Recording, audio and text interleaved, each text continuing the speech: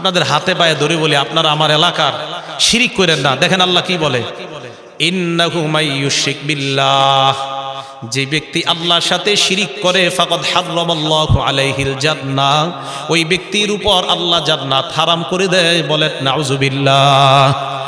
আল্লাহর সাথে শিরিক করে যদি আপনি কবরের মধ্যে যান, জান্নাত পাওয়া দূরের কথা, জান্নাত আল্লাহ আপনার জন্য হারাম করে দেয়।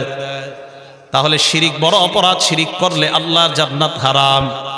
3 নাম্বার সূরা জুমারের 65 নাম্বার আয়াতে আল্লাহ বলেন, আমাদের নবীকে আল্লাহ বলেন, লা ইন আশরাকতা লা ইয়াহবাতান্না আমালুকা। হে নবী মুহাম্মদ সাল্লাল্লাহু আলাইহি ওয়াসাল্লাম, আপনি যদি শিরিক করেন আপনার সব আমল বরবাদ হয়ে যাবে, সব আমল নষ্ট হয়ে যাবে। নবীকে বলতেছে আপনি শিরিক করলে আপনার সব আমল শেষ। নবীকে আল্লাহ বলতেছে আপনি শিরিক করলে আপনার সব আমল শেষ। আমাদেরকে না, নবীকে বলতেছে। তা আমগো অবস্থা কি?